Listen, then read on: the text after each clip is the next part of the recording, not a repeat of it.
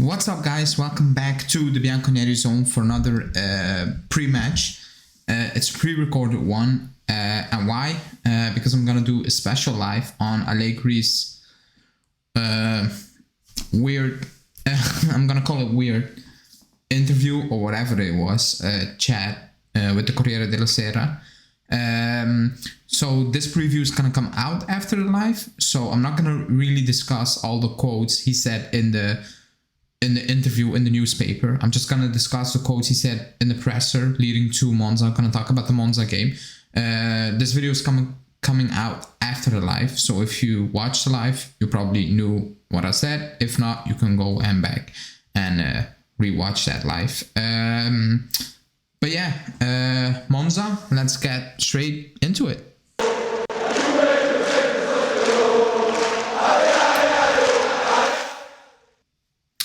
Okay, so Monza away. I'm not going to say it's a must-win game because I think that's pretty obvious. We dropped already too many points, way too many points for this to not be a must-win game. I've said a few days ago that 4 points off the top can be easily become 7, 10 in the next 4 or 5 games, like easily the way we are playing, and that's not even. I'm being nice, to be honest.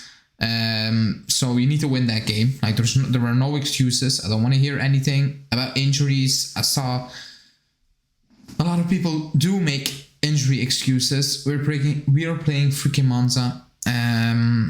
Spezia just beat Sampdoria once again. Everybody's beating Sampdoria. They don't have a Chiesa or whatever on that bench. I don't know what it is. So I don't want to hear any excuses.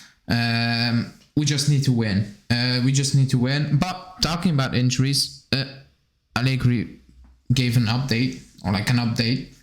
He talked about the injuries, or he was asked about the many injuries in our club or around the club, whatever you want to call it. And he is basically still acting like nothing is wrong, and it's ridiculous at this point. It's actually sad to hear at this point. And he said, regarding injuries, we made a report and we have 11 muscle injuries, one more than last season. But playing many more games, we have to do an internal analysis, but there's no doubt that the staff is working well. Well, they're not working well. He can say that. It's an absolutely ridiculous statement, let's be honest. Even 10 last year, he said, we have 11 more. That's one more last season. Like, what's the point? Like 10 last season was ridiculous at that stage of the season. Like, it is what it is. It's not good enough, and it's been going on for months, years, basically. So he can downplay it. It's ridiculous. And then he goes on, and I don't want to give away a lot of the live I'm going to do, but like he goes on, I'm missing players. But you cannot have it both ways. You cannot say, oh, I'm missing a lot of players. If I do have the players, I'm playing well. And then on the other hand, saying there's no issue. What is it? Like, you cannot complain about the injuries if you don't acknowledge there is an issue. Like, it's as simple as that. If he comes out saying this is ridiculous and internally we're looking for a solution, then he goes on saying, we're missing injuries. I can take that a little bit, but he cannot go on and say we're missing players, that's why we're struggling, and then go on saying, but there's nothing wrong with what we're doing in training or whatever. That's absolutely ridiculous. I'm not having that. So he can call that excuse. I'm not giving that as an excuse at all. Never. Not in this current situation. That's not an excuse. It's actually becoming sad to hear at this point, if I'm being honest. But yeah, let's move on. He was asked about. Today the questions were a little bit better, because I think the pressure is on. And I think everybody saw that interview. The pressure is really on. Going off what the things he said. The pressure is on. He was asked if he made any mistakes during the season. He said, have I done anything wrong so far? He said, maybe I got changes wrong. The preparation, the training, so many things. Well, he nailed it. Like, he made wrong stops. I think we can all agree that. The preparation is not well. You can see the new guys are fitter than the guys who have been here for a while, which is not okay. The training sessions, I'm not going to judge the training sessions because I don't watch training sessions, but if you watch what we put out there on the pitch, you can assume, I don't know what we do in training. That's the assumption you can make. Like, probably we do not very much tactical things. But yeah, like, he nailed it. He summed up all the issues, and he said maybe. It's not really maybe, like, if it is at this point, it is. But yeah, let's move on. He was asked about the fans getting angry, asking for, him getting sacked and all those things, questioning his methods, the season so far, all those things. And he said, why did I miss the item regarding sack? And he said, because when there is a bad result, I end up in discussion that amuses me.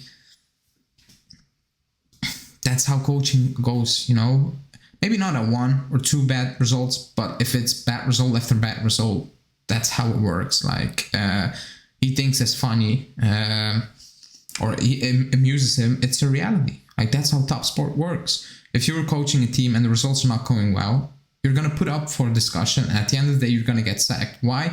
Because you cannot sack 24 players or whatever. So he can find it amusing. It's not amusing. Like, it's reality. That's how top sport works. Like, it's as simple as that. Again, like, these quotes, they don't help. Like, they're not helping him. Like, he's not helping himself with the things he's saying. He's actually making it worse at times. But yeah, whatever at this point, I think we all feel that he's kind of losing control. Even like, usually he's calm and collective, and he chooses his words very wisely. They piss you off. But now he's saying some weird things, and he's actually taking more shots, finding more excuses, which he usually doesn't do.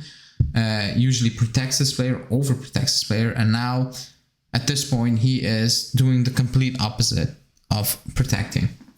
But yeah, let's move on.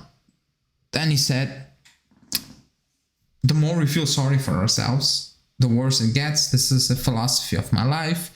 I think that's the only thing I agree with him at this point, because that's what it is. If you feel sorry for yourself, you're not gonna, become better. It's not gonna help anyone if you just sit there and be like, oh, what if this happened? Oh, everything is going against us. Like, it will get worse. So I'll agree with that on him. Like, that's just general. If you feel sorry for yourself, you're going nowhere. Just pick yourself up and keep going in sports then. So I agree with him on that quote. So I'll give him 1 out of 8, 7, whatever. Then he said, I'm responsible for this situation. Then when he said that, I was like, okay. And then he goes on saying, have I ever had all the players available? No. Is the team doing well? Yes, because of the conditions we are in. If you win, you're good. If you lose, wild. Like, absolutely wild. Is he responsible for the situation? Yes. Excuse me. He is responsible for the situation. Like, he's a coach. That's as simple as that. Does he have all the players available? No. But if this happens for years, I'm going to say last year, then you're part of the problem. Like, so many injuries, something is up. Like, something is up. Even Rabiot is picking up injuries now. Like, something is not okay. You can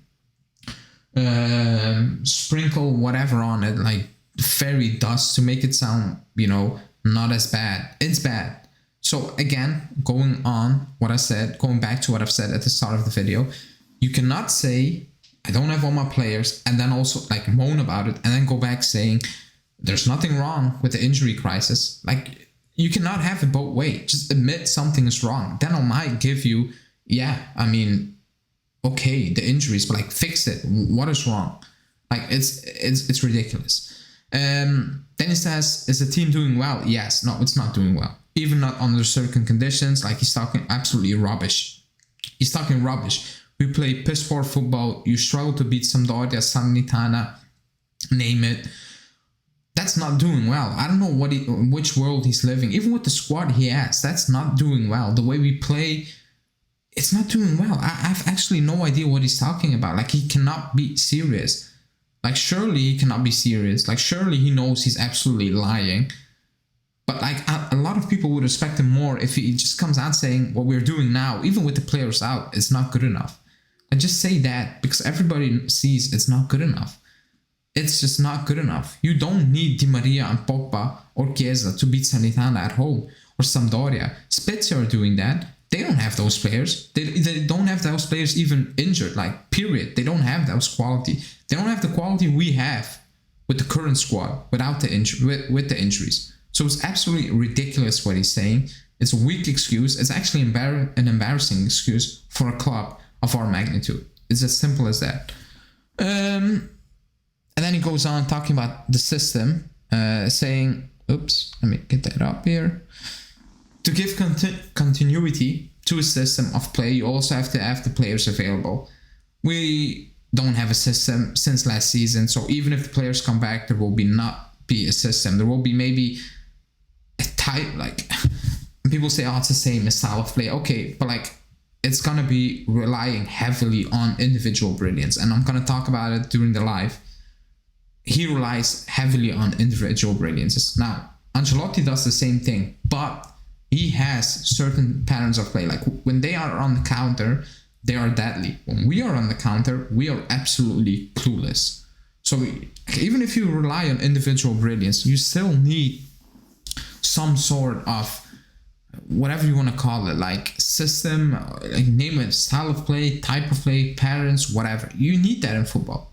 The players on their own at this moment in time, in this modern football, whatever era, they're not going to make it on their own. They're just not going to do it. They're not. You need more. You cannot put those guys out there and, you know, give them the freedom of the world when they have the ball in possession on the opposition half. Like, it might work at times. It's not going to work for a season. It's just not. Like, but whatever.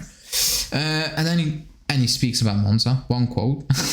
He talks about Monza, and he says, "You have to have great respect for Monza.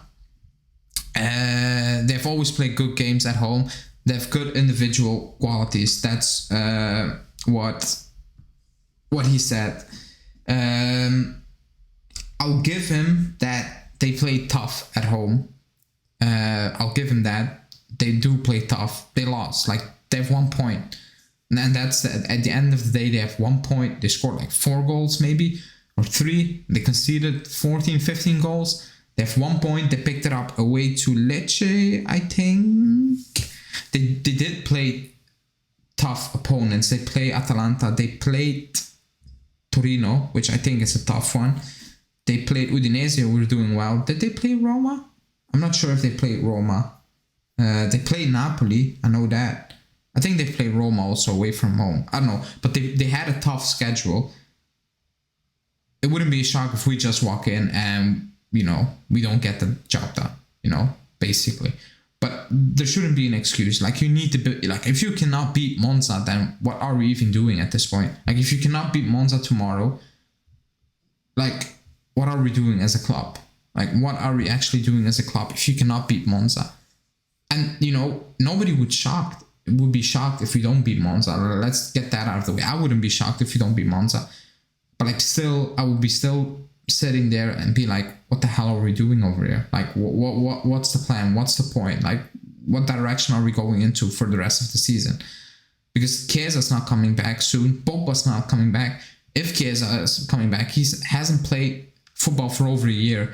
Are you going to think he's going to, you know, are you going to rely that heavily on him? Do you think he's out of nowhere, 1 year of no football, going to be that spark and going to carry this team? That's absolutely ridiculous if that's the plan, if that's what he's thinking. Or Pogba, who barely played this year.